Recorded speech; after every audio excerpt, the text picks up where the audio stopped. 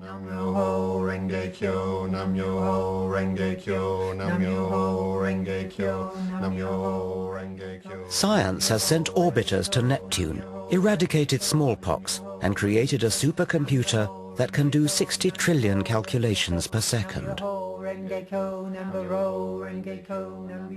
Science frees us from superstition and dogma and enables us to base our knowledge on evidence. Well, most of us. Previously, I've explored how organized faith and primitive religious values blight our lives. You take the women and dress them like whores on the street. I don't dress women, they dress themselves. No, but you allow it as a norm. The fault line runs deeper even than religion. There are two ways of looking at the world, through faith and superstition, or through the rigors of logic, observation and evidence, through reason. Yet today, reason has a battle on its hands. I want to confront the epidemic of irrational, superstitious thinking. Would you understand somebody on the spirit side with the name Charles? I believe that I give... You really believe it? I believe absolutely. Seriously, 100% that it's true, because it's been proven to me against my rationality. It's a multi-million-pound industry that impoverishes our culture. Astrology leans toward the divine and the sacred, words which I know you don't like very much. And throws up New Age gurus who exhort us to run away from reality. The tree-ness is the spiritual quality. Or the rockness. Or the rockness. Yeah. As a scientist, I don't think our indulgence of irrational superstition is harmless. I believe it profoundly undermines civilization. Reason and a respect for evidence are the source of our progress, our safeguard against fundamentalists and those who profit from obscuring the truth. We live in dangerous times when superstition is gaining ground and rational science is under attack. In this program, I want to take on the enemies of reason.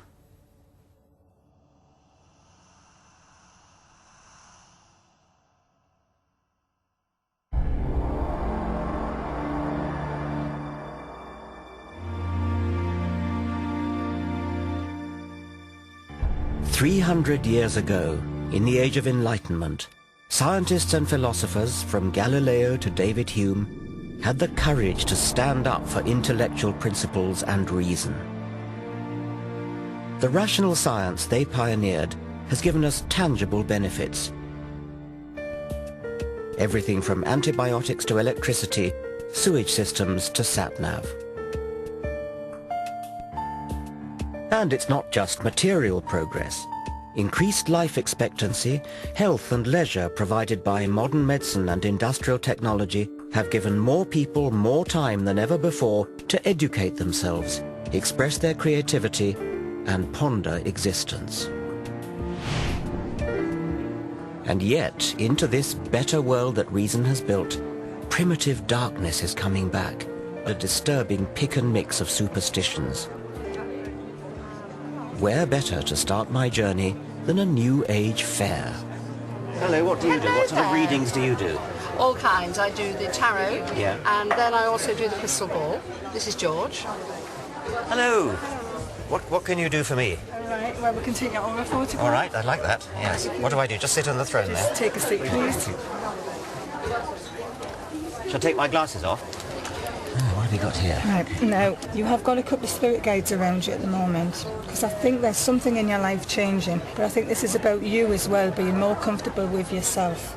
Now, what you have here is you have somebody in spirit who's really, really close to you, and they've got their arms around your neck. Well, that's very nice to know.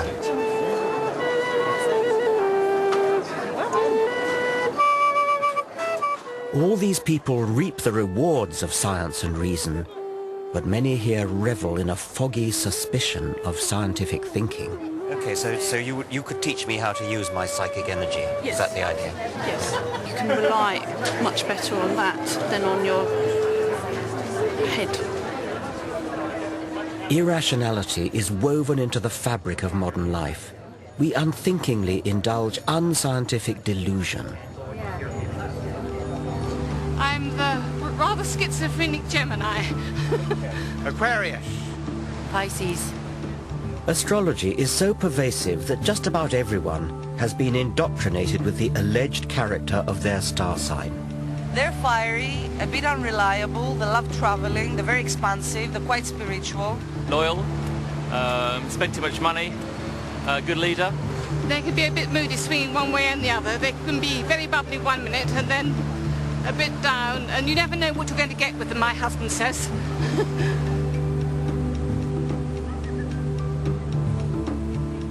A full quarter of the British population claim to believe in astrology.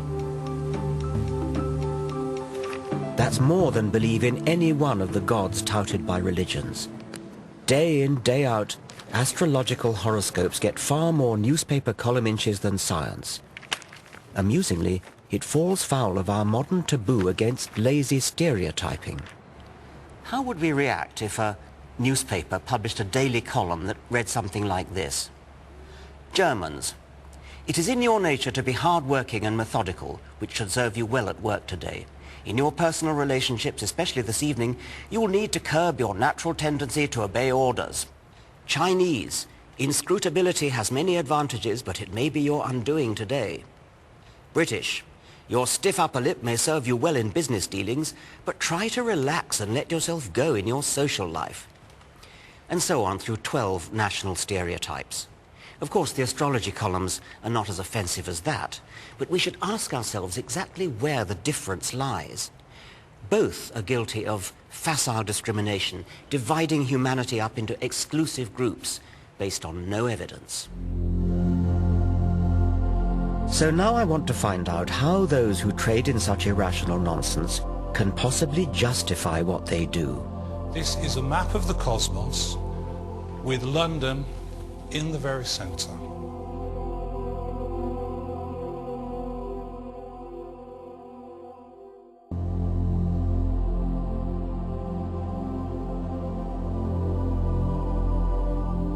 I always thought that by the 21st century, science and reason would have long since cleaned up. And yet every day of the week, we're encouraged to retreat into the fog of the superstitious past. Astrology is a primitive belief system made into elaborate pseudoscience. It arrogantly makes humans the focal point of the universe. The movement of planets is supposed to signify petty developments in our career or love life. It was developed in the 2nd century AD by the philosopher Claudius Ptolemy and has not moved on since, despite the discovery of new planets and despite a shift in the Earth's rotational axis that has thrown Ptolemy's zodiac out by 23 degrees. You could ask a question. You could say, who has stolen my money? It never made sense when it was first invented, and it makes even less sense now. Reel it off as though you mean they get it right. Do you think there's an actual physical influence of the planets that somehow beams down and influences us, people? I think it's very hard to see that. I think if you try to understand astrology as a causal agent, right, I think that's hard to imagine how that would happen. I think you have to look at the planets as signifiers. When you look at the movement of Saturn around the zodiac, it's a very strong signifier of what's going on in individual lives. I don't even understand how they could possibly be signifiers. I mean, how could the rise of Saturn possibly be a signifier for something that's going on physiologically in a person's body? The position of planets in the signs of the zodiac. This is what you keep coming back to ask me. How could it possibly work? Yes. And I've told you, I don't know. It's a deep, dark mystery. What isn't a deep, dark mystery is why the trite vagaries of newspaper horoscopes seem to chime with readers. Psychologists have identified what's known as the Barnum effect, whereby people tend to believe statements are accurate for them personally, when in fact they're general enough to apply to anyone. We could devise a little experiment where we take your forecasts and then give some of them straight, give some of them randomized, sometimes give Virgo the Pisces forecast, etc., and then ask people how accurate they were. Yes, that would be a perverse thing to do, wouldn't it? It would be, yes, but I mean, wouldn't that be a good test? A test of what? Well, how accurate you are. I think that your intention there is mischief, and I think what you'd then get back was mischief. Okay, well, my intention would not be mischief. My intention would be experimental test. Okay. Scientific test. Well, but even if it was mischief, how could that possibly influence it? I think it does influence it. I think whenever you do things with astrology, intentions are strong. I'd have thought you'd be eager. I mean, I'd have thought you'd really... See, the fact that you're not makes me think you don't really, in your heart of hearts, believe it. I don't think you really are prepared to put your reputation on the line. I just don't believe in the experiment, Richard. It's that simple.